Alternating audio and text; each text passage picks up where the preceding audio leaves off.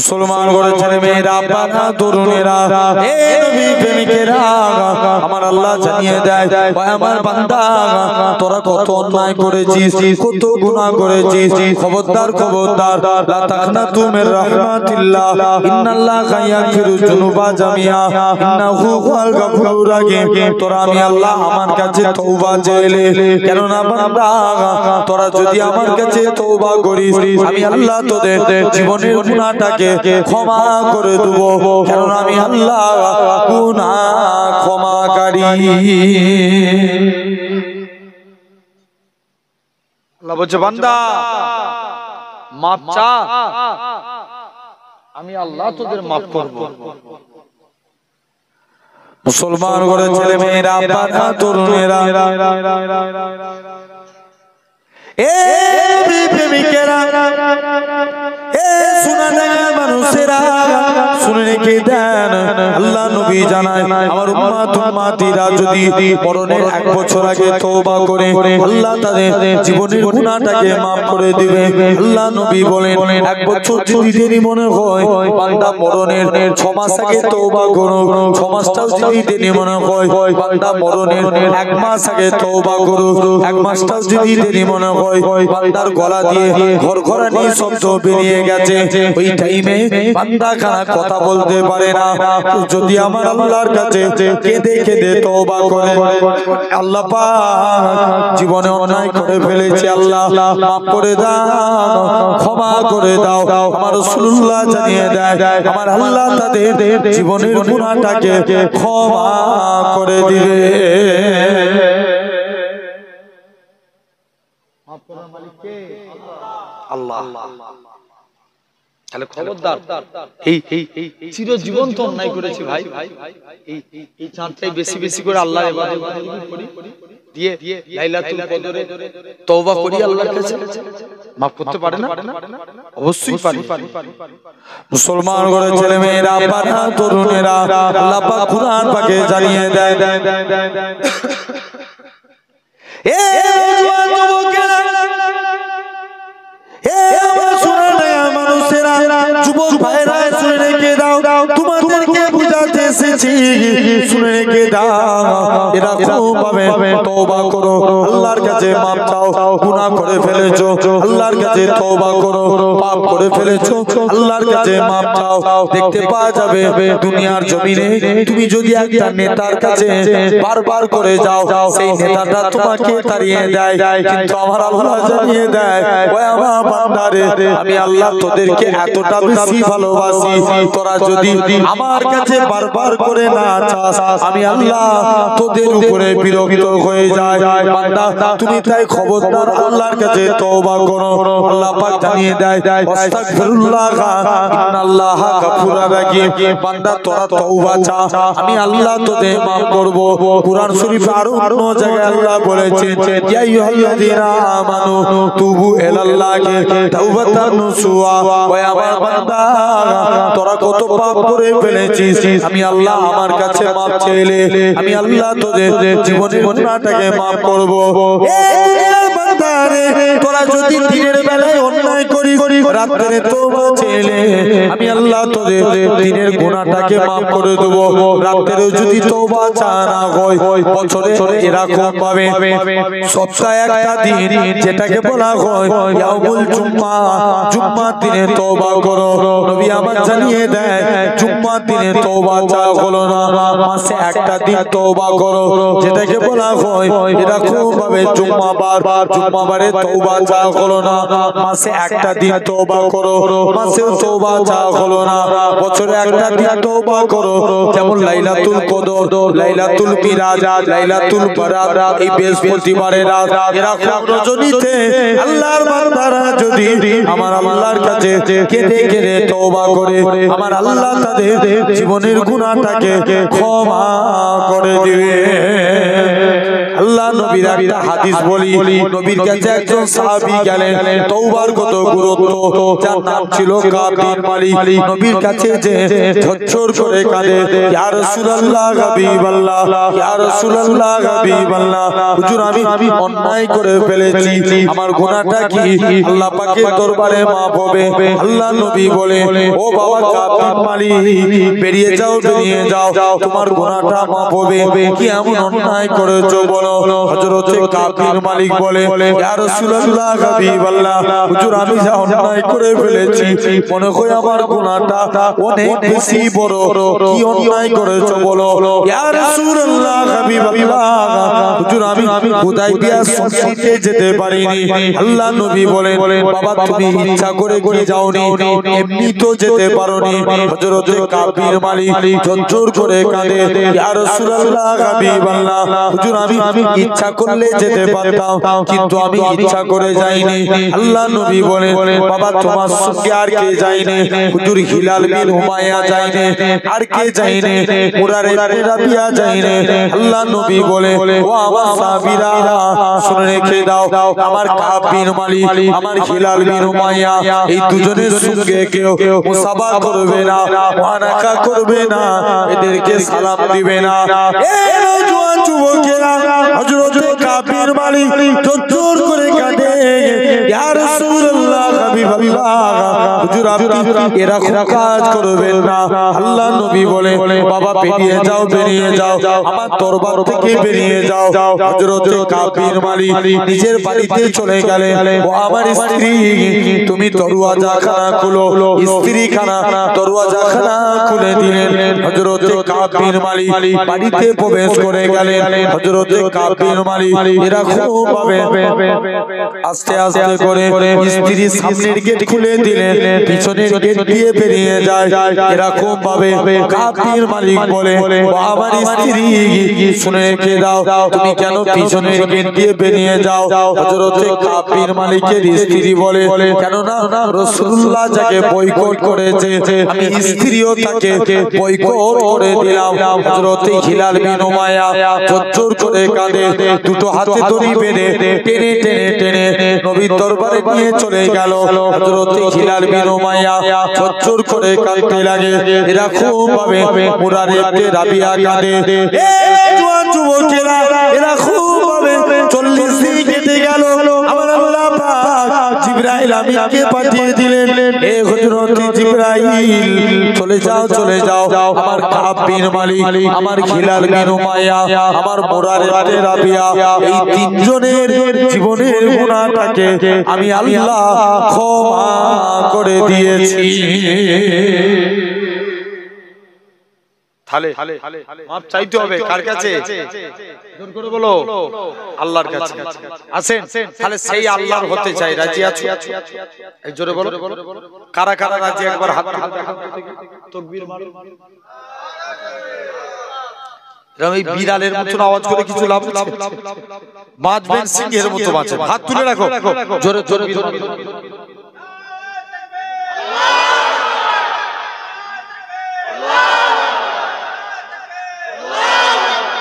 জেনে রেখে দেন তদাবিও সোনার ভাইরা আপনারা তরুণেরা দিয়ে শুনো এরকম ভাবে তাহলে আল্লাহ হতে গেলে তিনটে কাজ করা লাগবে নাম্বার 1 আল্লাহ বলছেন মা খালাকতুল জিন্না ওয়াল ইনসা ইল্লা লিয়াবুদু আমি আল্লাহ মানুষ এবং জিন জাতিকে সির্ফ আমার ইবাদতের জন্য জোরে বলো কিসের জন্য ইবাদতের জন্য বান্দা তোরা যদি সিজদা দিস আমি আল্লাহ তোদের উপরে খুশি হব জোরে বলো তাহলে আল্লাহ ইবাদত এখন ইবাদত নামাজ পড়ার দরকার জোর করে বলো আছে তথাপিও আমি এই পয়েন্টের উপরে আলোচনা করব তার আগে মুসলমান আগে না ঈমান আগে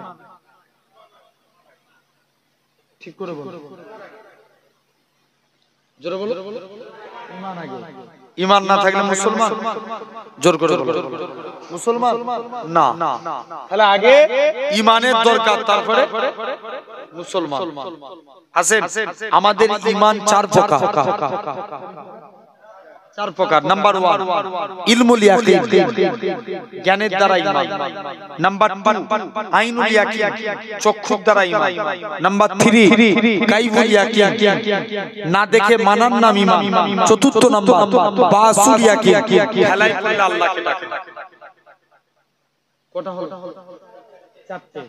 এক নাম্বার ইলমুল ইয়াকিন, আমাদের জন্য দুটো রাস্তা রেখেছে, একটা ভালো আর একটা একটু কথা বলতে হবে, একটা ভালো একটা খারাপ। ভালো রাস্তায় হারলে জান্নাত, খারাপ রাস্তায় হারলে জাহান্নাম। এবার কোন রাস্তা দিয়ে হাঁটবো এটা সিলেক্ট করব কিসের দ্বারা? ঈমানের দ্বারা। তাহলে এই বুঝিস জ্ঞানের দ্বারা। কিসের দ্বারা? জ্ঞানের দ্বারা। জেনে রেখে দাও, এই যে ভালো রাস্তায় হাঁটছি না খারাপ রাস্তায় হাঁটছি, এটা সিলেক্ট করব কিসের দ্বারা? জ্ঞানের দ্বারা। এটার নামই ইলমুল ইয়াকিন। আচ্ছা বলো তো, চোর চুরি করে চোরের কপালে কি আল্লাহ চুরি করাই লিখে রাখে? এই ফিরোজ বলো তো, চোরের কপালে চুরি করা লিখে রাখে? লিখে রাখে না। আল্লাহ মানুষের ভালো ভালো চাই। দেখবে অনেক চোর চুরি করতে যায়, এটার নামই জ্ঞান, ইলমুল ইয়াকিন, জ্ঞানের দ্বারা ঈমান। জোর করে বলো, জ্ঞানের দ্বারা। এখন অনেক চোরেরা দেখবে, চোরেদের ব্রেন, ওরে বাবা এমন ক্রিটিক্যাল দেখবেন। আগে ঘরে ডাকাতি হতো, এখন মোবাইলে ডাকাতি হয়। কথা বলে আছে না নাই?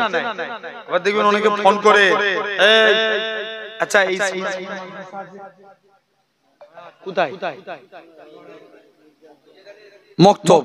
মক্তব মাদ্রাসা, তাই তো? এখন দেখবেন ফোন ঢুকে রাখো, আমি অমুক জায়গা থেকে অমুক ভাইজান বলছি, শুনছো আমার কথা? আমি তোমাদের এলাকায় মাদ্রাসা আছে না? এখন তুমি বলবে কি, হ্যাঁ তোমাদের মাদ্রাসার জন্য আমরা সৌদি ফান্ড থেকে 4-5 লাখ টাকা দেব। শুনছেন? 4-5 লাখ টাকা দেব। তো কে না চাই তার মাদ্রাসায়, তার এলাকায়, তার মাদ্রাসায় টাকা আসে? হ্যাঁ ভালো ব্যাপার, কি করতে হবে? এর জন্য একটা তোমাকে ফর্ম ফিল আপ করতে হবে। এখন বলছে ঠিক আছে যাও, ফর্ম ফিল আপ করে দিচ্ছি, ফর্ম পাঠাও। ফর্ম পাঠিয়েছে, ফর্ম ফিল আপ করার জন্য এত টাকার ব্যাপার, ওই জন্য এক্সট্রা তোমাকে আগে 15,000 টাকা পাঠাতে হবে। 15,000 টাকা তুমি যে মাদ্রাসায় 5 লাখ টাকা দিবে, যাক না 15,000। কথা বলে আছে না নাই? যাক 15,000 টাকা দিয়ে দিয়েছে।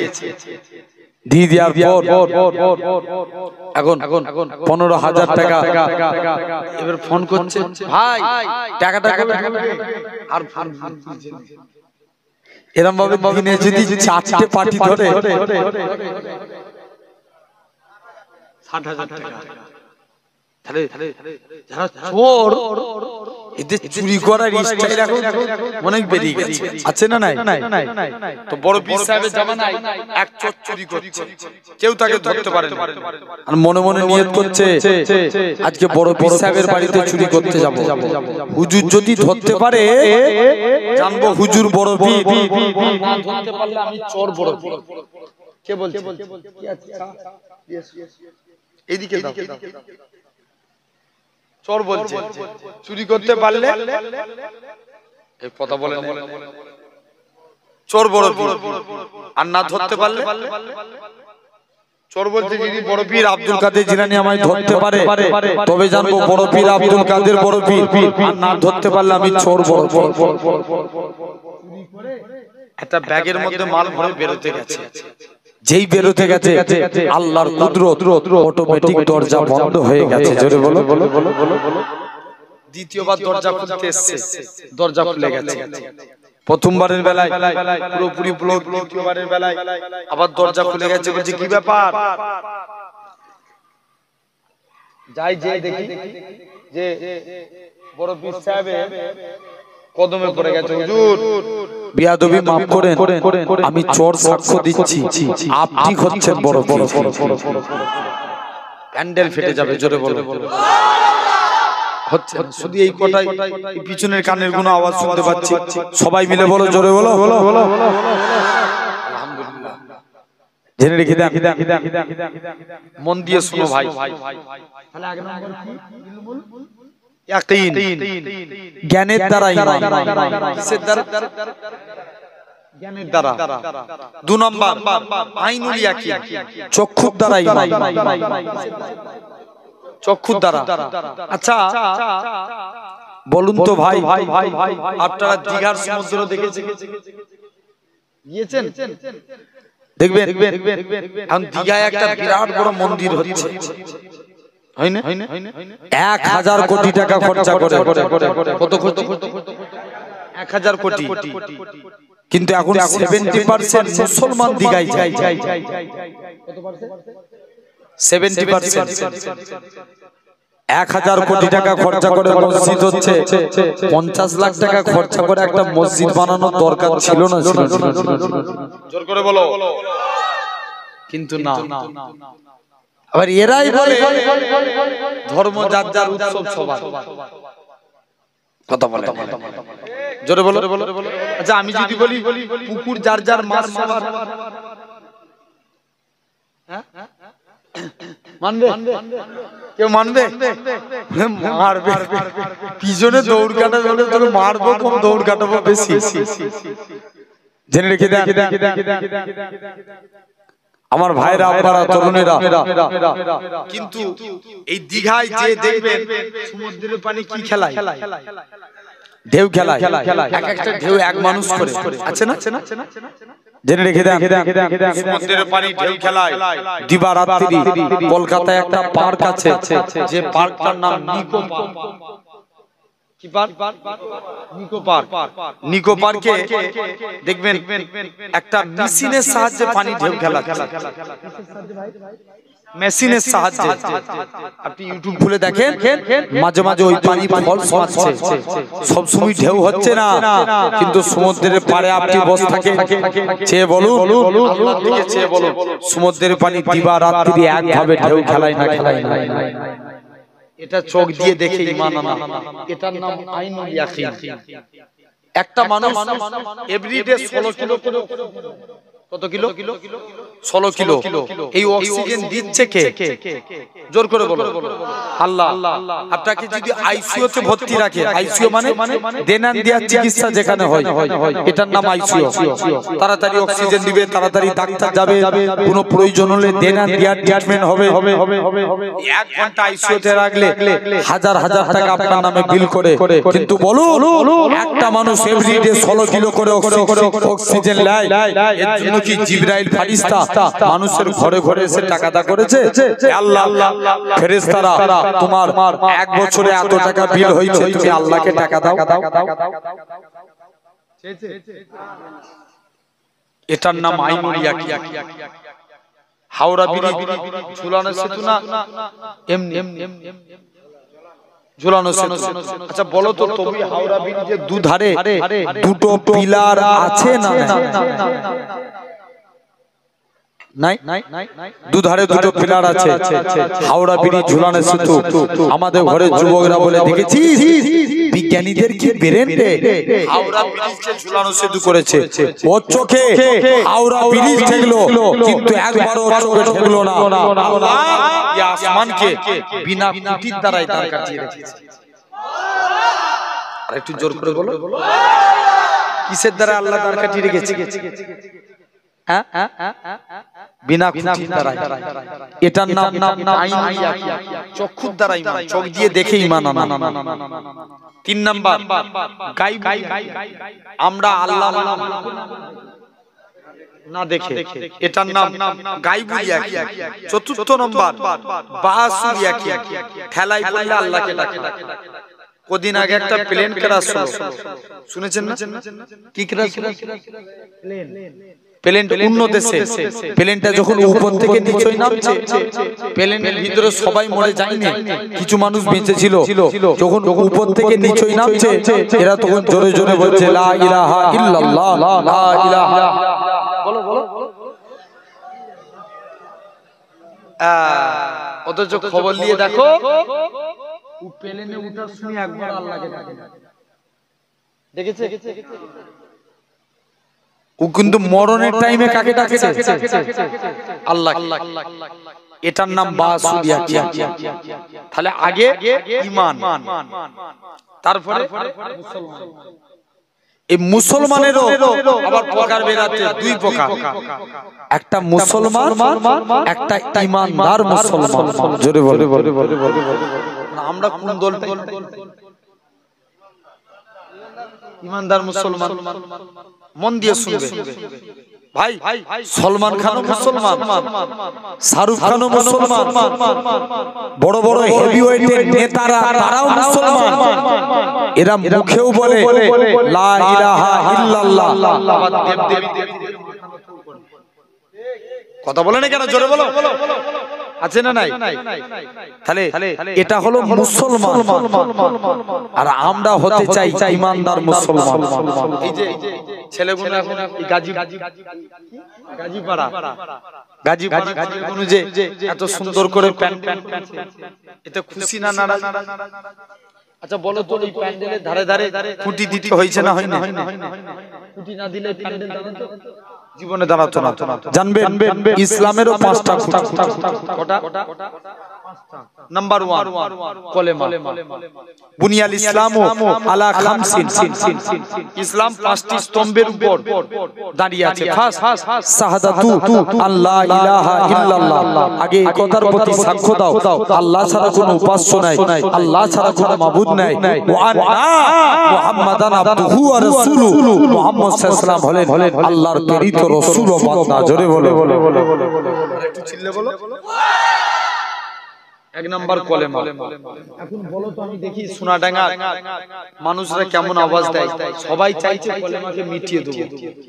এই রিসেন্ট কালকে একটা ভিডিও দেখছিলাম আমি, ফেসবুকই মনে হচ্ছে যতটা সম্ভব,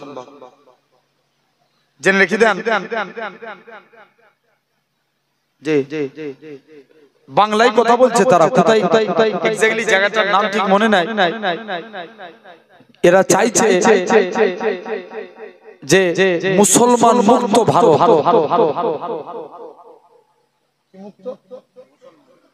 মুসলমান মুক্ত ভারত। আবার কেউ বলছে জিহাদি মুক্ত ভারত।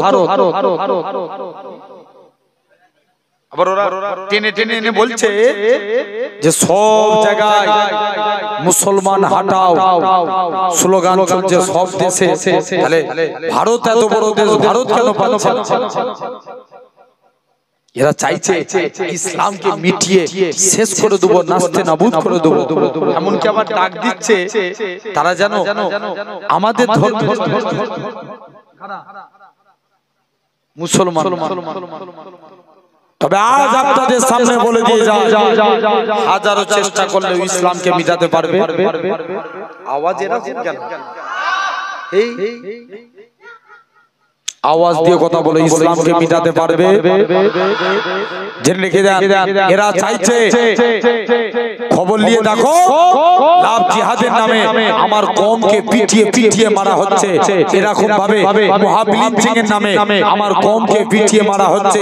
আমার ঘরের মেয়ে ছেলেরা বোরকা পরে স্কুল কলেজে গেলে তাদেরকে স্লেজিং ইফতিজিং করা হচ্ছে। আমার ঘরের মেয়েরা বোরকা পরে টিউশনে গেলে টিউশন মাস্টার তাদেরকে স্লেজিং করছে। এরকম ভাবে মসজিদে মুয়াজ্জিন আযান দিলে তাদের নামে জরিমানা ফেলা হচ্ছে। এরকম ভাবে দিকে দিকে আল্লাহর ঘরগুলোকে মিটানো হচ্ছে, ক্রান্ত চলছে। জেনে রেখে দেন, আজ আপনাদের সামনে বলে যায়, যতদিন পূর্ব আকাশ থেকে সূর্য উদিত হয়ে পশ্চিম আকাশে ডুববে, ইনশাআল্লাহ ইনশাআল্লাহ ইসলাম জিন্দাবাদ ছিল, জিন্দাবাদ আছে, জিন্দাবাদ কিয়ামত পর্যন্ত থাকবে। জোরে বলে কেউ মিটাতে পারবে? জোর করে বলো। এত সহজ জিনিস না, কারণ এই ইসলামকে ভালোবাসে কে? আল্লাহ। ইন্না দীনা ইনদাল্লাহিল ইসলাম, ইসলামকে আল্লাহ ভালোবাসে। এখন খবর পাওয়া যাচ্ছে আবার খাজা মাজারে কথা বলো, এই ছোট বলো, চুপ কেন ভাই? পিঠ থেকে গেছে, এখনো চুপ করে থাক। জোরে বলো, ভুল বলছি না ঠিক বলছি? খাজা হুজুরের মাজার ভেঙে দিবে, ভেঙে দিবে। কোন খাজা গারিবে নামাজ আজও একটা পাথর দেখবেন শূন্যে ভেসে আছে। কথা বলে জেনে রেখে দেন।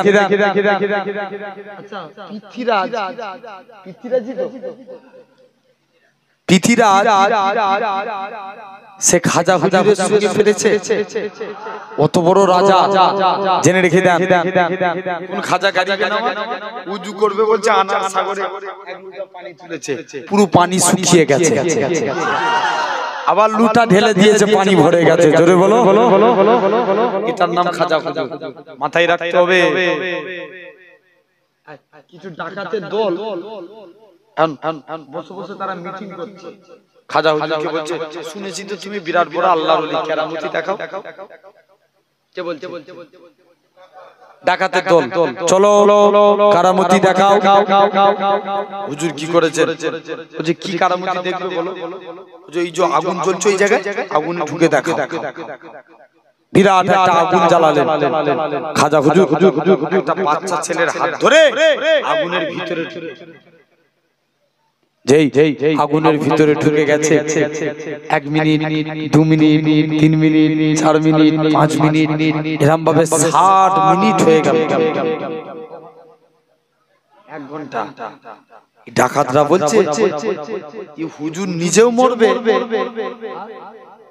বাচ্চাটাকেও নিয়েও মরবে, বাচ্চাটাকেও মারবে। 1 ঘন্টা পর খাজা গারিবে নামাজ আগুন থেকে বারবার জামা কাপড় তো দূরের কথা, শরীরও যেমন কে তেমনই আছে। জোরে বলে, এটার নাম খাজা। জেনে রেখে দেন, বাদশা আলমগীর তিনি একদিন কুরআন পড়ছে, কুরআন পড়তে পড়তে কুরআনের একটা আয়াত পড়ছে, আলা ইন্না আউলিয়াল্লাহি লা ইয়ামুত, আল্লাহর ওলি বান্দা এরা মরে না, মরেও এরা জিন্দা। জোরে বলো, আর একটু জোর করে বলো। একবার কবরে শুনছেন তো বাদশা আলমগীর বলছে, চলো আজকে দিল্লির প্রতিটা কবরস্থানে যাব, যে দেখবো কবরস্থানে যে সালাম দেব উত্তর পাই নাকি যেতে। মুসলমান ঘরের ছেলে মেয়েরা, বাবা তরুণেরা, এই নবী প্রেমিকেরা, বাদশা আলমগীর এরকম একটা কবরস্থানে গেলেন, কবরস্থানে যে সালাম দিলেন, আসসালামু আলাইকুম, ইয়া আলাল কবর, কবর থেকে কোনো আওয়াজ আসে না। বাদশা আলমগীর বলে, ইয়া আমার সৈন্যরা, তোমরা রেডি হয়ে যাও, আমি আরেকবার সালাম দেব, যদি উত্তর না পাই তারপরে বলছি। দ্বিতীয়বার সালাম দেয়, আসসালামু আলাইকুম, ইয়া আলাল কবর, কবর থেকে কোনো আওয়াজ আসে না। বাদশা আলমগীর বলে, আমার সৈন্যরা, আমি আরেকবার সালাম দেব, যদি উত্তর না পাই কবরখানা ভেঙে দেব, কবরটা ঘুরিয়ে দেব। তৃতীয়বার সালাম দেয়, আসসালামু আলাইকুম, ইয়া আলাল কবর, সঙ্গে সঙ্গে খাজা হুজুরের কবর থেকে এরকম ভাবে কবর থেকে কোনো আওয়াজ আসলো না। বাদশা আলমগীর বলে, আমার সৈন্যরা, এটা কোনো আল্লাহর ওলি বান্দার কবর না, এটা কোনো মাসিক বান্দার কবর না, তোমরা কবরটাকে ভেঙে দাও। এরকম ভাবে কবর ভারতে বাঁধতে 160 অধিক কবর ভাঙা হয়ে গেল। অবশেষে দিল্লি জমিনে খাজা গারিবে নামাজের কবরের দিকে চলে গেলেন, আজমিরে শরীফে চলে গেলেন। খাজা হুজুরের কবরে যে প্রথমবার সালাম দেয়, আসসালামু আলাইকুম, ইয়া আউলিয়াল্লাহ, খাজা হুজুরের কবর থেকে কোনো আওয়াজ আসে না। দ্বিতীয়বার সালাম দেয়, আসসালামু আলাইকুম, ইয়া আউলিয়াল্লাহ, খাজা হুজুরের কবর থেকে কোনো আওয়াজ আসে না।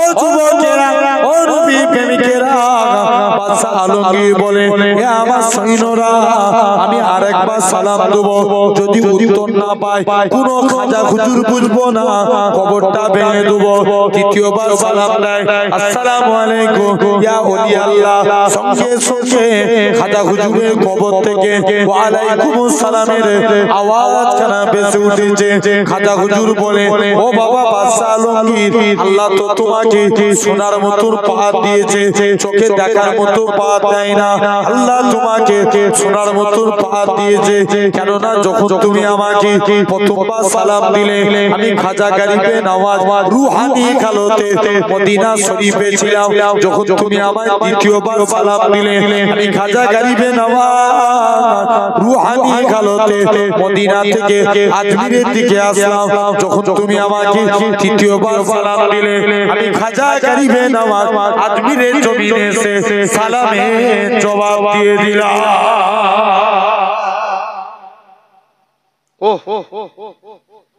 তাহলে এই কলেমাকে মানব বলো ইনশাআল্লাহ জীবনের শেষ নিঃশ্বাস পর্যন্ত সোনাডাঙ্গার মানুষ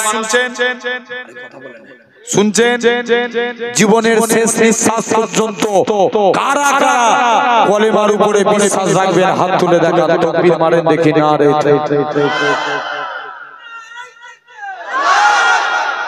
আলহামদুলিল্লাহ রাজি আছি না নবীর নাম খুবাই ইবনে আদি বাপের নামটা ভুলে যান শুধু সাহাবীর নামই মনে রাখেন কি নাম বললাম এই জোরে বলো খুবাই খুবাই নবীর আদর্শ দেখে কলেমা পড়ে মুসলমান হলেন মক্কার কাফেররা বলছে খুবাই তুমি কলেমা ত্যাগ করো খুবাই বলছে না বলছে নালে তোমায় জেল বন্দি করব কোনো ব্যাপার না আচ্ছা মুমিন বান্দাদের জন্য জেলখানাটা কষ্টের ওরা তো খাবো আর আল্লাহর গুণগান গাইবো জোরে বলে কোনো ব্যাপার না খুবাই জেলখানায় পড়ে আছে অনেক দিন পর বেশ অনেক দিন কেটে গেল মানুষরা বলছে একে হাতে নয় ভাতে মারতে কিসে মারবে বলছে দাঁড়াও তোমার জেলখানায় খাবার বন্ধ করে দিল খাবার বন্ধ করে দিল খুবাই ইবনে আদি বাপেরা শুনছো খুবাই ইবনে আদি জেলখানায় চলে গেল বলছে যাই যে দেখি আল্লাহ নবী সাহাবী খুবাই ইবনে আদি জেলখানায় পড়ে আছে আল্লাহ বলছে যাও আমার ফেরেশতারা চলে যাও আমার খুবাই ইবনে আদিকে আজকের দিনে তোমরা জান্নাত থেকে খাবার নিয়ে যে জেলখানায় পৌঁছে দাও জোরে বলো খুবাই বলছে একে তো খাবার না কি করা যায় খুবাইবের ডান হাতে চোখ মেরেছে ডান হাতটা কেটে জমিনায় পড়ে গেছে বাম হাতে চোখ মেরেছে বাম হাতটাও কেটে জমিনায় পড়ে গেছে খুবাই বলছে আল্লাহ উপায় কি আছে ঝরঝর করে কাঁদছে মক্কার কাফেররা বলছে খুবাই তুমি কি মরার ভয়ে কাঁদছো খুবাই বলছে না যদি আল্লাহ আমাকে মাথা চুল পরিমাণ হায়াত দিত আল্লাহর কসম আমি হাসতে হাসতে ইসলামের ভালোবাসায় আল্লাহর মহব্বতে নবীর প্রেমে নিজের জীবনকে কুরবান করে দিতাম কি কলেমার প্রতি টান দেখে নবীর সাহাবী ছিলেন নাম আব্দুল উজ্জা কি নাম বললাম জোর করে বলো আব্দুল উজ্জা চাচার কাছে লালন পালন হয়েছে উজ্জা একটা দেবতার নাম আর আব্দুল মানে গোলাম তাহলে কুল মিলাকে কি দাঁড়ালো দেবতা বলো দেবতা গোলাম এখন চাচার কাছে লালন পালন করছে একবার দরুদ পড়েন তো আল্লাহুম্মা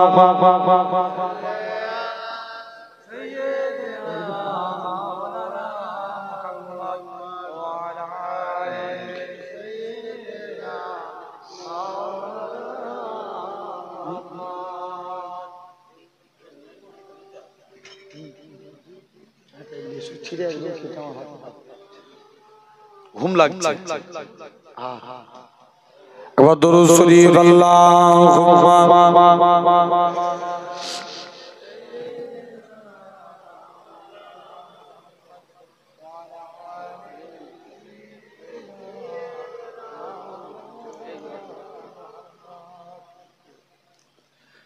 नजर उठा के देख लो जमाल लाजवाब है जमाल लाजवाब है जोरे बोलबे ना একটু জোরে বলো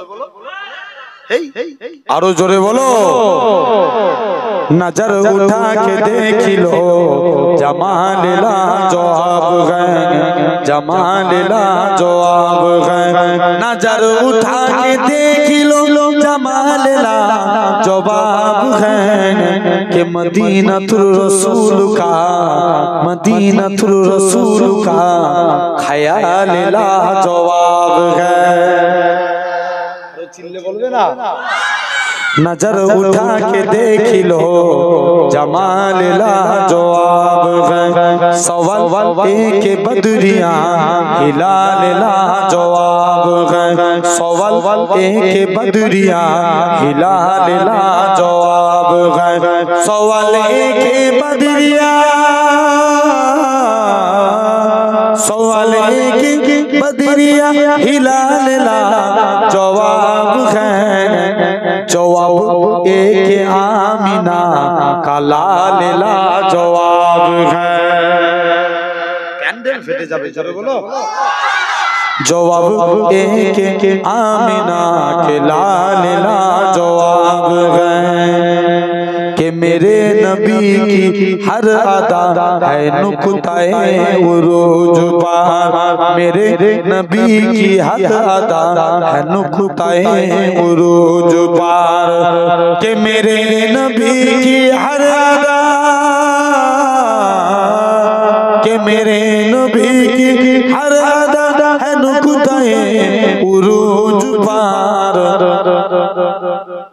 कमाली के उनका खाल कमाली लाजवाब है हर जोरे बोलो कमाली उनका खाल कमाली लाजवाब है जिसे नबी ने कह दिया हराम हो हराम है हराम हो हराम है हराम हो हराम है কথা ঠিক না নবী যেটা হারাম বলে দিয়েছে সেটা কি হারাম আর নবী যেটা হালাল বলেছে তাহলে জোরে বলবেন না সুবহানাল্লাহ जिसे नबी ने कह दिया हराम हो हराम है हराम हो हराम है हराम हो हराम है हराम हो हराम है जिसे नबी ने कह दिया जिसे नबी ने कह दिया हराम हो हराम है और जिसे हलाल कह दिया हलाल लाजवाब है जोरे बोलो ना थोड़ा थोड़ा हिंदी बुझो तो और जिसे हलाल कह दिया हलाल लाजवाब है अल्लाहुम्मा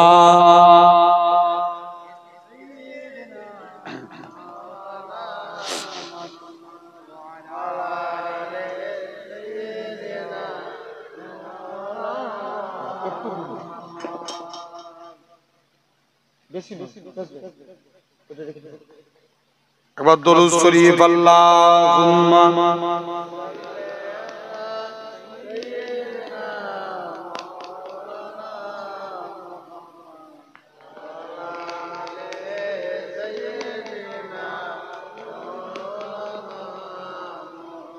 ভাই নবী সাহাবীর নাম বললাম হযরতে আব্দুল উজ্জা কি নাম মনে আছে তো কি নাম বললাম ভাই আব্দুল উজ্জা চাচার কাছে লালন পালন হয়েছে চাচা বলছে ভাতিজা তুমি শুনলাম নাকি নবীর হাতে হাত দিয়ে কলেমা পড়েছো।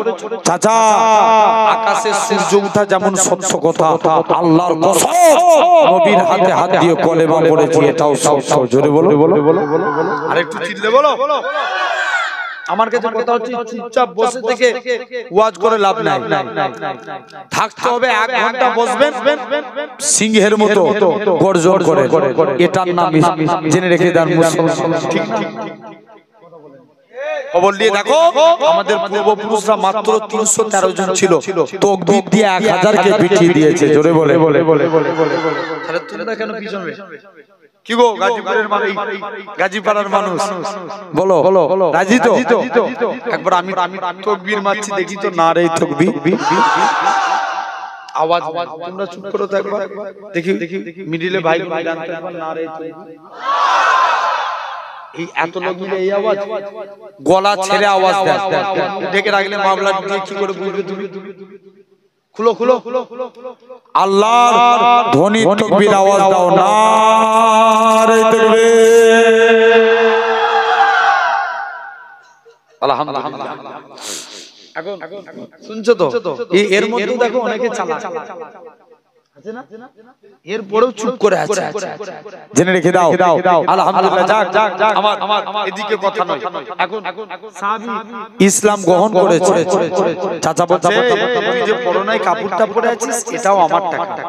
চাচা কাপড়ের গরম দেখাচ্ছেন, নিয়ে নেন আপনার কাপড়। বাবা তুমি যে লজ্জাস্থান ঢেকে আছো লুঙ্গি, এটাও তো আমার টাকা। চাচা এই কাজ করবেন না, পরে ডবল দিয়ে দিয়ে জোর করে লুঙ্গিটা খুলে মুসলমান করে ছেলে মেয়েরা বাবা তরুণেরা হযরত এরা খুব পাবে। আল্লাহ নবী নাম রাখলেন আব্দুল্লাহ জুল বাজাদাইন। হযরত আব্দুল্লাহ জুল বাজাদাইন পুরো যুবক ছেলে, উলঙ্গ অবস্থায় দাঁড়িয়ে আছে। উলঙ্গ অবস্থায় দৌড়ে দৌড়ে দৌড়ে নিজের মায়ের কাছে যায়। ও জনদুখী মা, মাগো ইসলাম মানার জন্য মা তুমি আমার দিকে তাকাবে না মা? ইসলাম মানার জন্য মক্কার কাফেররা আমাকে বস্ত্র করে দিয়েছে, তুমি আমার দিকে তাকাবে না মা? মাগো তুমি আমাকে একখানা চাদর দাও মা, তুমি আমার দিকে তাকাও না। মায়ের কাছ থেকে একখানা চাদর নিলেন, দৌড়ে দৌড়ে দৌড়ে আল্লাহ নবী হুজরা মুবারকে চলে গেলেন। ইয়া রাসূলুল্লাহ হাবিবাল্লাহ, ইসলাম মানার জন্য মক্কার কাফেররা আমাকে বস্ত্র করে দিয়েছে। ইসলাম মানার জন্য মক্কার কাফেররা আমার গায়ে দিয়ে বস্ত্র কেড়ে নিয়েছে। আল্লাহ নবী বলে বাবা বেরিয়ে যাও, তুমি এখান থেকে চলে যাও। ও যুবকেরা, ও নবী প্রেমিকেরা, হযরত আব্দুল্লাহ জুল বাজাদাইন কি ব্যাপার বলো? আল্লাহ নবী বলে বাবা মক্কার কাফেররা তোমার গায়ে দিয়ে বস্ত্র কেড়ে নিতে পারে, আমার আল্লাহ তোমাকে বস্ত্রওয়ালা করে দিবে। শুধু তাই নয়, আল্লাহ নবীর কাছে দাঁড়িয়ে ঝরঝর করে কাঁদে। নবী বলেন ওয়ে সবর করো। নবী আমার বাড়ি গেলেন, 2খানা জুব্বা নিয়ে এসে হযরত আব্দুল্লাহর হাতে দিয়ে দিলেন। ও বাবা আব্দুল্লাহ চলে যাও, এই 2টা জুব্বা হলো তোমার। হযরত আব্দুল্লাহ ঝরঝর করে কাঁদে, ইয়া রাসূলুল্লাহ হাবিবাল্লাহ, আমি আব্দুল্লাহর মনের আশা, আমি আব্দুল্লাহর মনের ইচ্ছা, আজকে দিনেতে হুজুর আমি কত বড় সৌভাগ্যবান। হযরত আব্দুল্লাহ ঝরঝর করে কাঁদে, আল্লাহ পাক আমি কত বড় সৌভাগ্যবান, মক্কার কাফেররা আমার গায়ে দিয়ে বস্ত্র কেড়ে নিয়েছে, আর আজকে দিনে আমি হাবিবুল্লাহর পরনার বস্ত্র পেয়ে গেছি। এই নওজোয়ান যুবকেরা, আল্লাহ নবী বলে বাবা বেরিয়ে যাও। নবী আমার চলে যেতে বলে না, ইয়া রাসূলুল্লাহ হাবিবাল্লাহ, হুজুর আমি যুদ্ধের ময়দানে যেতে চাই। আল্লাহ নবী বলে বাবা মন খারাপ করুনি, তুমি এখান থেকে চলে যাও। নবী আমার দোয়া করে আল্লাহ পাক আমার আব্দুল্লাহর রক্ত কাফেরদের জন্য আমি নবী হারাম করে দিলাম। নবী আমার আব্দুল্লাহর রক্ত কাফেরদের জন্য হারাম করে দিল।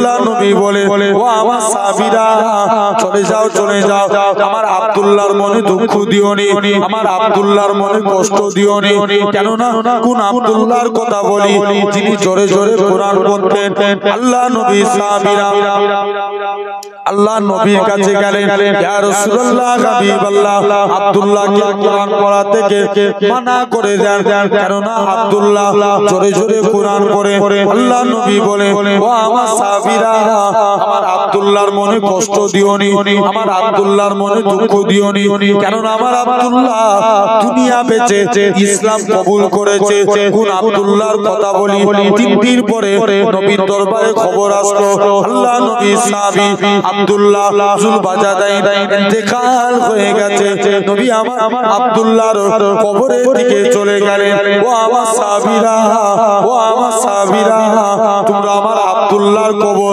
কোথায় দিবে হুজুর দুই পারের মাঝখানে আল্লাহ নবী আব্দুল্লাহর কবরে নেমে গেলেন আমার ডান দিকে আমার বন্ধু আবু বকর নেমে যাও বাম দিকে আমার বন্ধু ওমর নেমে যাও মাঝখানে নবী দাঁড়িয়ে আছে উপর থেকে একজন সাহাবী বলে ওরে আব্দুল্লাহ তুমি কত বড় সৌভাগ্যবান কেন না তোমার কবরে দুনিয়া বাদশা হাবিবুল্লাহ দাঁড়িয়ে আছে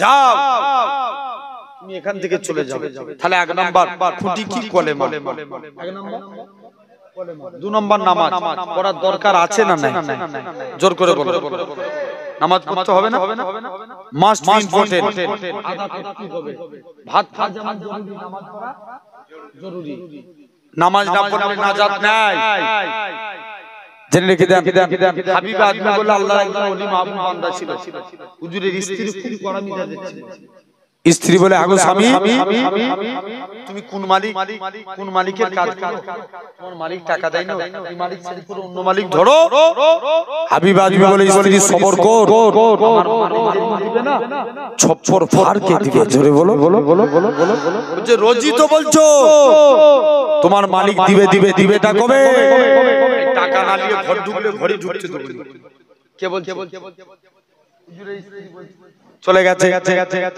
এই তোর একটু সামনে দেখো এসে বস আয়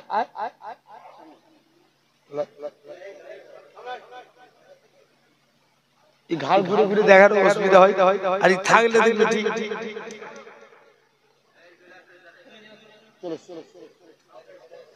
জেনে রেখে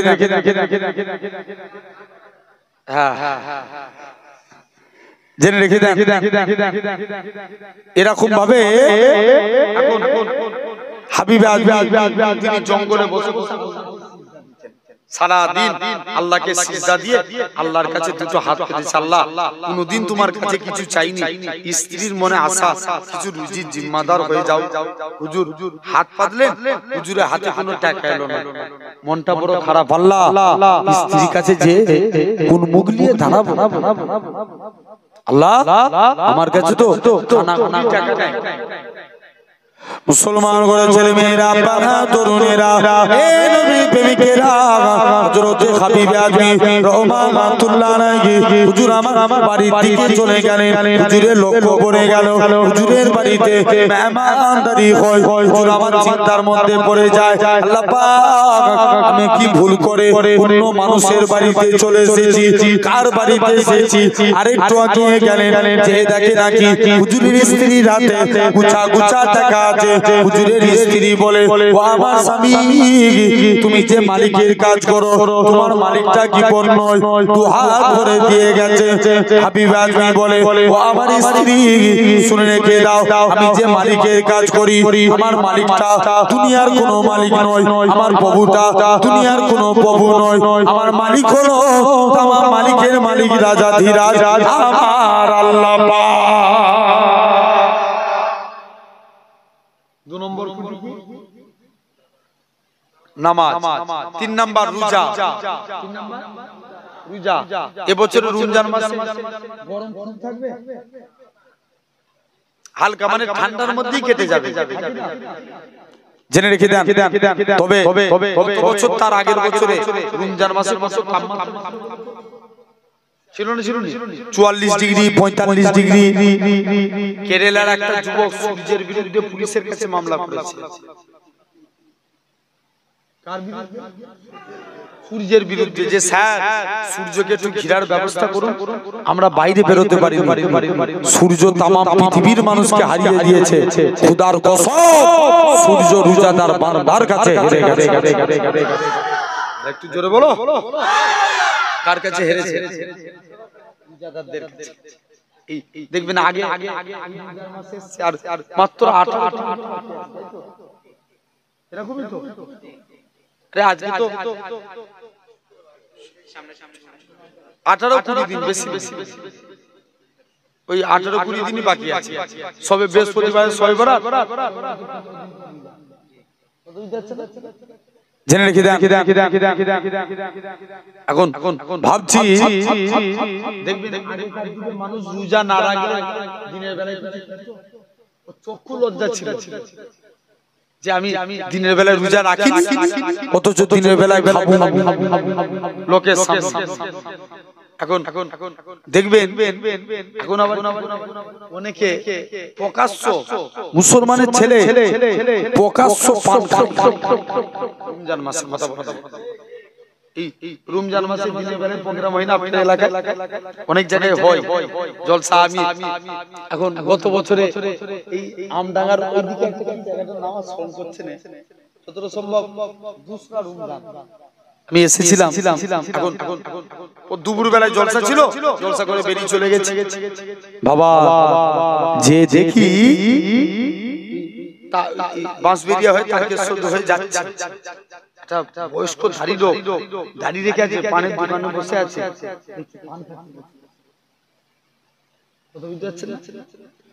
তাহলে রমজানের রোজা রাখবেন বলেন ইনশাআল্লাহ। চতুর্থ নম্বর জাকাত। জাকাত কা ফরজ, শতকরা ক টাকা? 2.5 টাকা, 1 লাখ 2.5 হাজার। এই জাকাত কাদের উপরে ফরজ আগে এটা বুঝতে হবে। যারা সাহেবে নিসাব, মনে করেন কারুর কাছে সাড়ে, এবার বলবেন ভাইজান তাহলে সাহেবে নিসাবটাকে, যার কাছে 6.5 ভরি সোনা অথবা 52.5 ভরি রূপার সম্পত্তি, বর্তমান 52.5 ভরি রূপার দাম 80 থেকে 85 হাজার টাকা। কত বললাম? 80 থেকে 85 হাজার। এই টাকার সম্পত্তির মালিক যে সে সাহেবে নিসাব হয়ে গেল, তার জন্য জাকাত দেওয়া হচ্ছে 1 লাখ 10,000 টাকা দিনা।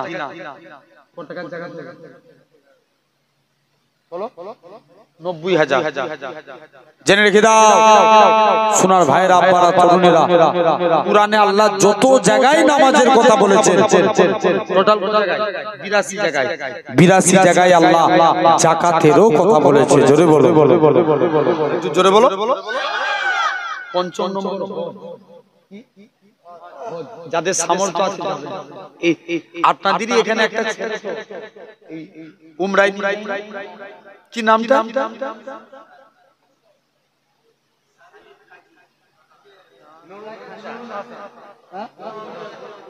এটা মৌলানা,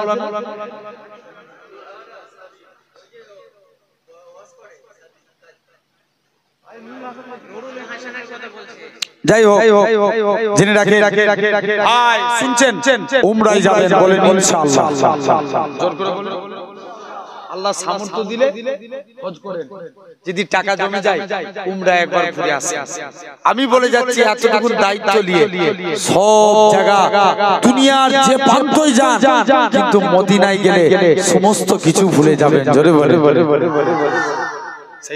হারা গুম্বাদ जो देखोगे तो दुनिया भूल जाओगे।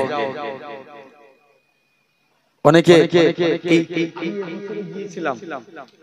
তো মক্কা শরীফে 7 দিন ছিলাম, মদিনাতে 9 দিন ছিলাম। যে দেখি মক্কার তুলনায় মদিনায় ভিড় বেশি, এই মদিনার তুলনায় মক্কায় ভিড় বেশি। কোথায় ভিড় বেশি? মক্কায়, কারণ মক্কায় অনেক মানুষ যায়, ওয়াহাবি যায়, লামাজাবি যায়, কিন্তু মদিনায় তারাই যায় যারা হাবিবুল্লাহর গোলাম। জোরে বলো। তোমাদের মনে রাগ হচ্ছে মনে হচ্ছে নাকি? জোরে বলো। নবীর গোলাম তারাই মদিনায় যায়, সবাই মদিনায় যায় না। অনেকে আবার মশলা মারে, উমরা করতেছি, উমরা করবো, বাড়ি চলে যাবো। কেন মদিনায় যাবো? মুসলমান ঘরে ছেলে মেয়েরা, বাবা তরুণেরা, এ সোনাডাঙ্গার মানুষেরা শুনে রেখে দেন, আমরা যারা এমিরেট ফ্লাইটে যাব কলকাতা থেকে দুবাই, দুবাই থেকে জিদ্দা, আমাদের মিকাত হলো ইয়ালামলাম্পার, কিন্তু এয়ারপোর্টের ভিতরে, প্লেনের ভিতরে অনেকে এহরাম পড়তে পারে না। বান্দাখানা এয়ারপোর্টের ভিতরে এহরাম পরে 2 রাকাত নামাজ পড়ে জমজমে এরকম ভাবে আস্তে আস্তে করে তালবিয়া পড়তে পড়তে আল্লাহর কাবার দিকে চলে যায়। লাব্বাইক আল্লাহুম্মা লাব্বাইক, লাব্বাইক লা শারীকা লাকা লাব্বাইক, ইন্নাল হামদা ওয়ান নি'মাতা লাকাল মুলক লা শারীকা লাকা লাব্বাইক। এরকম ভাবে তালবিয়া পড়তে পড়তে আল্লাহর কাবার দিকে চলে যায়। আরে আমার জানের কাবা, আরে আমার মনের কাবা, আল্লাহ পাক যতই পাষাণ দিলের মানুষ হও না কেন, আল্লাহর কাবাকে দেখলে তোমার অন্তর কেঁদে যাবে। কাবাকে দেখতে পেয়ে বান্দা কানা জোর করে কাঁদবে। আল্লাহ পাক আমার জীবনের স্বপ্ন আল্লাহর কাবার সামনে দাঁড়িয়ে আছি। এ নওজোয়ান যুবকেরা, আল্লাহ নবী জানিয়েছেন যারা কাবাকে দেখলো, কাবাকে প্রথমবার দেখে হাত তুলে যা যা দোয়া চায় আমার আল্লাহ পাক হাজীদের হাতে দোয়া কবুল করে না।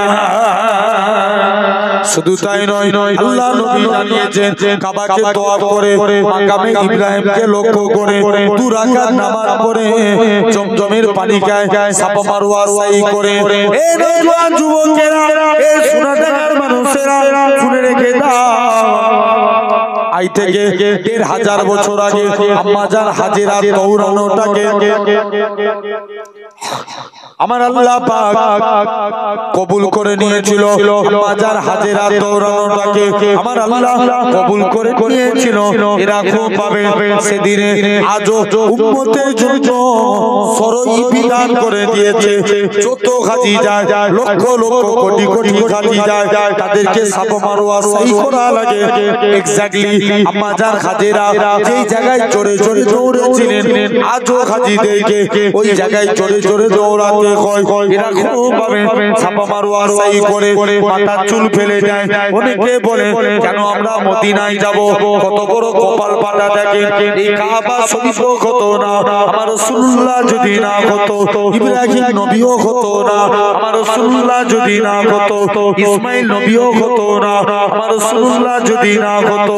যে নবীর খাতিরে আল্লাহ পাক কাবাকে শরীফ করেছে, কেন না নবী আমার মসজিদে কিবলা তাইনে 2 রাকাত নামাজ পড়ে মসজিদুল আকসার দিকে মুখ করে নবী আমার মনে মনে করে আল্লাহ পাক আপনি যদি কাবাকে কিবলা করে দেন, আমি নবী এতেই বড় খুশি। আমার আল্লাহ জানিয়ে দেয়, আমার হাবিব তুমি চাইছো, আমি আল্লাহ দেব না। কেন না শুনে রেখে দেন, তামাম নবীরা একটা কথা বলেছিল। আল্লাহ পাক নবী আদম ডেকে বলে, এ নবী আদম, আমি আল্লাহ তোকে গন্ধমের ফল খাওয়াবো, তুমি কি এতে রাজি? নবী আদম বলে, আল্লাহ আপনি যাতে রাজি, আমি আদম তাতে রাজি। এ নবী ইব্রাহিম, আমি আল্লাহ তোমাকে এরকম ভাবে পরীক্ষায় ফেলবো, তোমার বাচ্চাকে কুরবানি করতে হবে, তুমি কি এতে রাজি? ইব্রাহিম বলে, আল্লাহ আপনি যাতে রাজি, আমি ইব্রাহিম তাতে রাজি। এ নবী মুসা, তোমাকে আমি আল্লাহ তুতলা বানাবো, তুমি কি এতে রাজি? আল্লাহ আপনি যাতে রাজি, আমি মুসা তাতে রাজি। নবীরা জিজ্ঞাসা করে, ও আল্লাহ পাক আপনি কিসে রাজি? আমার আল্লাহ জানিয়ে দেয়, হে আমার হাবিব, হে আমার নবীরা শুনে রেখে দাও, এ নবী আদম, আমি আল্লাহ যাতে রাজি, তুমিও তাতে রাজি, আল্লাহ তাতে রাজি।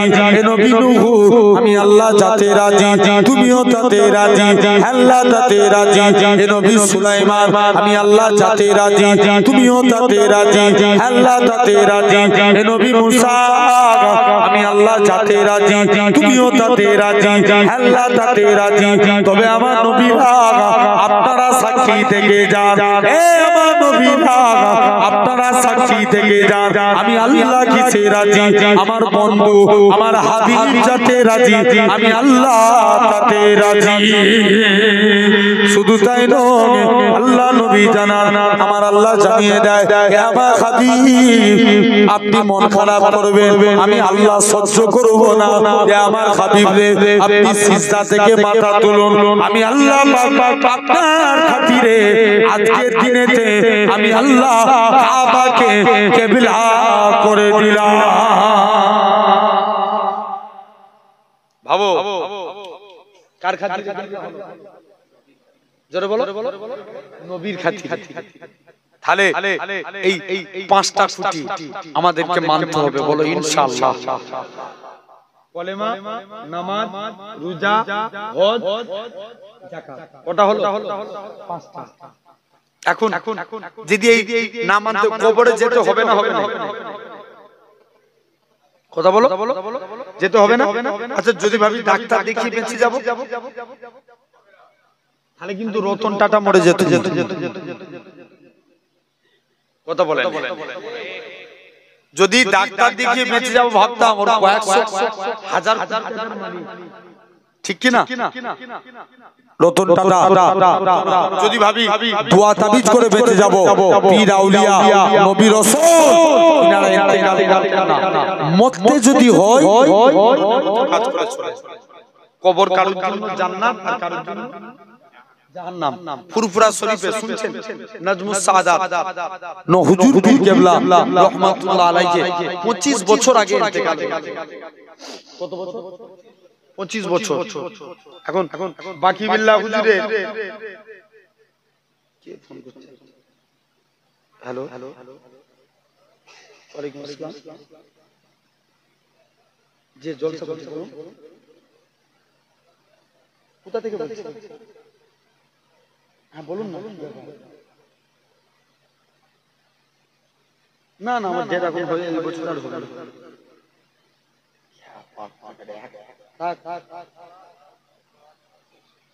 কবে ঠিক আছে তুমি কালকে দিনের বেলায় ফোন করো আমি কথা বলছি জি জেনে রেখে দাও আমার ভাইরা আব্বারা তরুণেরা মানার মতো মানে কবর 25 বছর আগে বাকি বিল্লাহ হুজুর ইন্তেকাল করলে 25 বছর পরে এখন দাদা হুজুর কেবলা মাজারে জায়গা সর ন হুজুর কেবলার কবরের দিকে একটু চেপে গেছে লাশ বেরিয়ে গেছে কত বছর আগে 25 বছর আগে লাশ বেরিয়ে গেছে আল্লাহু আকবার লাশ তো দূরের কাফন তো দূরের কথা আল্লাহ লাশ তো দূরের কথা কাফনও টাটকা আছে জোরে বলে 1500 বছর আগে আল্লাহ এরকম কিছু আলামত দেখায় যে তারপরে তোরা হেদায়েত হয় এরাও কবরে আপনার 1500 বছর আগে নবীর এক সাহাবী কবরে আপনার কবর খুলতে এই কবরস্থান ঘেরাও করবে এক সাহাবীর লাশ বেরিয়ে গেছে কপালে তীর ঢুকে গেছে কি জোর করে বলো তীর যেই কপাল থেকে তীরটা বার করে দেয় খিচকিরি দিয়ে রক্ত বার করে আবার এমনও ঘটেছে এক বান্দা কবরে মাটি দিতে গেছে তার পকেটে ডকুমেন্টস ছিল সব ডকুমেন্টস কবরে পড়ে গেছে ইমাম সাহেবকে যে বলছি ইমাম সাহেব আমার ডকুমেন্ট মনে হচ্ছে কবরের ভিতরে পড়ে গেছে ইমাম সাহেব বলছে চলো এইমাত্র তো মাটি দিয়ে এলাম কবরটা খুলে দেখি ইমাম সাহেব যেই কবরটা খুলে দেখে ওই মানুষটা জিভটা কোমর পর্যন্ত শিক সাত দিয়ে টানা আছে কোমর পর্যন্ত তার মানে বুঝে নিতে হবে জবানের গোলমাল কিসে জবানে নবী বলছেন মিন লিসানিহি ওয়া ইয়াদিহি যে মুখ এবং হাতের দ্বারা মানুষকে কষ্ট দিল না সে প্রকৃত মুসলমান জোরে বলো নবীর কাছে একজন সাহাবী গেলেন তার দুইটা সমস্যা মদ খেত আর জিনা করত যে বলছে হুজুর ভালো হতে যে আমাকে তো আমল বলুন নবী বলছে যা, শুনছো ভাই? নবী বলছে যা, তুই ওয়াদা কর আমি মিথ্যা কথা বলবো না। একদিন বাড়ি চলে এসেছে, মদ খেয়ে একদিন নবীর দরবারে গেছে। নবী বলছে বাবা তুমি মদ খেয়েছো, ওয়াদা করেছিল কি বলবো না? কথা বলো না, জোরে বলো, জোরে বলো। মিথ্যা কথা বলবো না। বলছে হুজুর আমি মদ খেয়ে ফেলেছি, তবে কথা দিচ্ছি জীবনে আর কোনোদিন মদ পান করব না। জোরে বলো। নেক্সট দ্বিতীয় দিন আবার জিনা করে নবীর দরবারে গেছে। নবী জিজ্ঞেস করছে বাবা তুমি জিনা করেছো? হুজুর জিনা করে ফেলেছি, আর কোনোদিন করব না। জোরে বলো না, আর একটু জোরে করে বলা গেল না? যাও মন দিয়ে শুনো ভাই, এরকম তোমাকে আমাকে লক্ষ্য করতে হবে।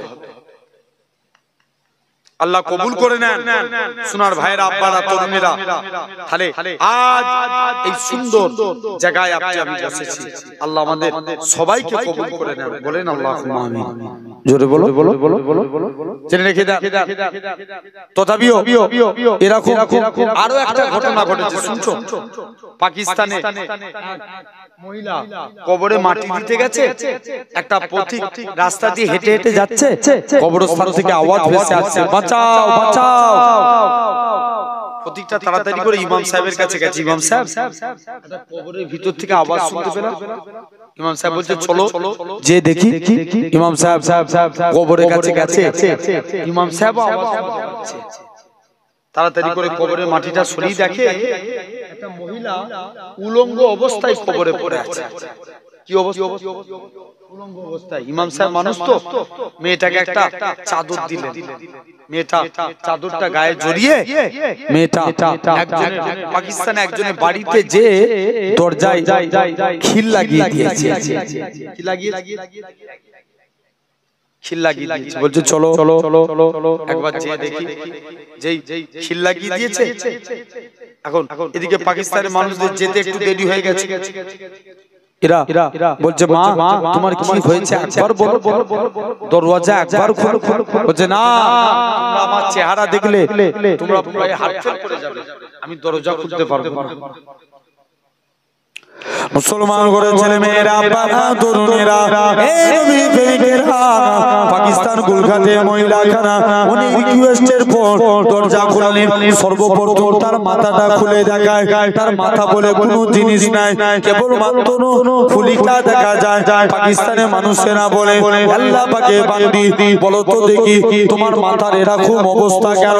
মহিলাখানা কাঁদে আর বলে পাকিস্তানের মানুষেরা শুনে রেখে দাও, আল্লাহ মেয়েদের জন্য পর্দা করা, চুল খুলে ঢেকে রাখা ফরজ করেছে, কিন্তু আমি চুলে শ্যাম্পু লাগিয়ে এলাকায় ঘুরে বেড়াতাম যাতে করে এলাকার যুবকরা আমার প্রতি ফিদা হয়ে যায়, আমার প্রতি দিবানা হয়ে যায়। এই জন্য আল্লাহ পাক প্রথম প্রকার শাস্তি আমার মাথার মধ্যে দিয়েছে। এভাবে সে তার ঠোঁটখানা খুলে দেখায়, ঠোঁট বলে কোনো জিনিস নাই, কেবল মাত্র মারিগুলো দেখা যায়। পাকিস্তানের মানুষেরা বলে আল্লাহ পাকে বান্দি বলো তো দেখি তোমার ঠোঁটের এরকম অবস্থা কেন? মহিলাখানা কাঁদে আর বলে পাকিস্তানের মানুষেরা শুনে রেখে দাও, আল্লাহ মেয়েদের জন্য ঠোঁট মুখ ঢেকে রাখা ফরজ করেছিল। আমি বেপরদাগিভাবে এরকম ভাবে মুখ খুলে রাখতাম যাতে করে এলাকার যুবকরা আমার চেহারা দেখে আমার প্রতি ফিদা হয়ে যায়। এই জন্য দ্বিতীয় প্রকার শাস্তি ঠোঁটের মধ্যে দেওয়া হয়েছে। 3 নম্বর মহিলাখানা তার চেহারাখানা খুলে দেখায়, চেহারা বলে কোনো জিনিস নাই, কেবল মাত্র হাড় গুলো দেখা যায়। পাকিস্তানের মানুষেরা বলে আল্লাহ পাকে বান্দি বলো তো দেখি তোমার চেহারার অবস্থা এরকম কেন? মহিলাখানা কাঁদে আর বলে পাকিস্তানের মানুষেরা শুনে রেখে দাও, আল্লাহ মেয়েদের জন্য পর্দা করা ফরজ করেছে। আমি বেপরদাহীনভাবে রাস্তায় ঘোরাফেরা করতাম যাতে করে এলাকার যুবকরা আমার প্রতি ফিদা হয়ে যায়। এই জন্য আল্লাহ পাক তৃতীয় প্রকার শাস্তি চেহারার মধ্যে দিয়েছে। এই বলে মেয়েটা আবার অজ্ঞান হয়ে জমিনায় পড়ে গেল। পাকিস্তানের মানুষেরা তাকে দাফন করে দিল। তাহলে আজ এখানে অনেক মেয়ের বাপ বসে আছেন, কথা বলতে মেয়েকে ভালো করে বুঝান যে মা তুই বেপরদাহীনভাবে রাস্তায় বেরোসনি, তারপরেও যদি কথা না শুনে পঞ্চি করে চাপ খাবে। অনেক বড় ভাই কথা বলেন না, তোমার বোনের ফিগার দিয়ে যদি অন্য কেউ খারাপ কমেন্ট করে তোমার গায়ে লাগবে না? লাগবে, জেনে রেখে দাও। বোনকে বুঝাও, তারপরেও না শুনলে পঞ্চি করে চাপ খাও যে তুই বেপরদাহীনভাবে কেন রাস্তায় বেরোচ্ছিস। শুনো আমার ভাইরা, মেয়েদেরকে ভালো যুক্তি দেন, বলেন ইনশাআল্লাহ। এটা হাদিস মনে পড়ে যায়, আল্লাহর নবী একটা জামানা ফাতেমার জামানায় এক ইহুদির মেয়ে ছিল। জোর করে বলো, ইহুদির মেয়ে।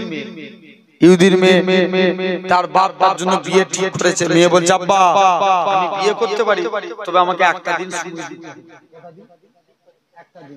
স্বামীর খেদমত করেন, মায়েরা অনেক ওয়াজ শুনছেন।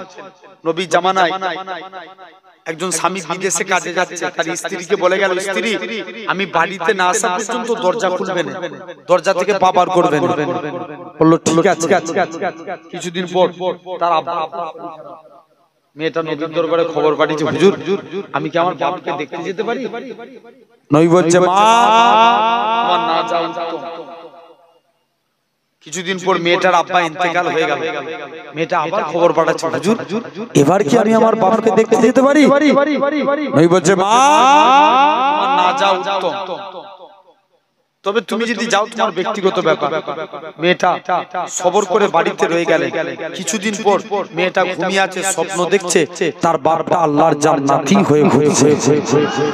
একটু জোর করে বলো। বাপ বলে মারে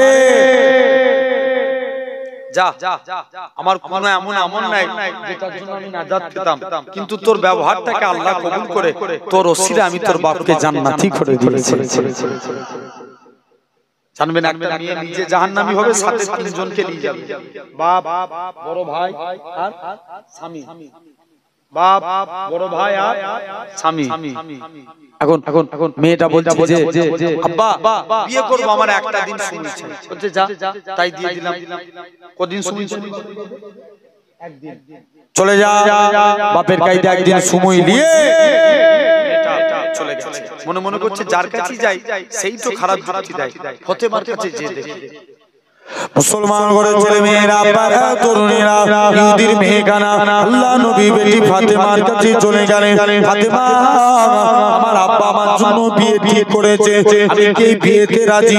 ফাতেমা বলে উনি ইহুদি, বাবা মা সন্তানের জন্য কখনো খারাপ চাই না, তুমি তোমার বাপ মায়ের কথা মতো বিবাহ করে নাও। ইহুদির মেয়েখানা বলে ঠিক আছে ফাতেমা, আমি তোমার কথাই বিবাহ করব, তবে তোমাকে আমার বিয়েতে যা লাগবে। ফাতেমা বলে ঠিক আছে, আল্লাহ যদি রাজি থাকে আমি ফাতেমা তোমার বিয়েতে যাব। মেয়েটা সময় মিটে গেল। বাপকে যে বলছে আব্বা একদিন সময় চেয়েছিলাম, মিটে গেছে, আপনার পছন্দের ছেলেকে বিয়ে দেব। খুশিতে বাগে বাগ তাড়াতাড়ি করে মেয়ের দিন ঠিক করে কুটুম আত্মীয় সব দাওয়াত হয়ে গেল। বলছে তুই আমার একমাত্র মেয়ে, তোর আমি ধুমধাম করে বিয়ে দেব। বলছে ঠিক আছে, শুনছো তো? বলছে ঠিক আছে, যা যা যা। বাপ চলে গেল। এখন মেয়ের বিয়ে দিবে, বাপ কি করেছে? বলছে মেয়ে বলছে আব্বা আমি আমার অনেক বন্ধু বান্ধবীকে দাওয়াত করেছি, তবে নবী কন্যা ফাতেমা আমার বিয়েতে দাওয়াত করেছে। মাথা খারাপ, আমাদের বিয়েতে কত নামি দামি ব্যক্তি এসেছে, তালি দেয়া জামা পরা ফাতেমাকে দাওয়াত করেছে, স্ট্যাটাস নষ্ট হয়ে যাবে না? খবরদার দাওয়াত ক্যান্সেল করে দাও। মেয়ে বলছে আব্বা ফাতেমা বিয়েতে এলে বিয়ে হবে, নচেত হবে না। চলে বলে বাপ কি করবে? বলছে ঠিক আছে বাপ, এখন ইহুদি চালাকি করছে, ফাতেমা বিয়েতে আসতে পারে, তবে নতুন কাপড় পরে আসবে। ইহুদি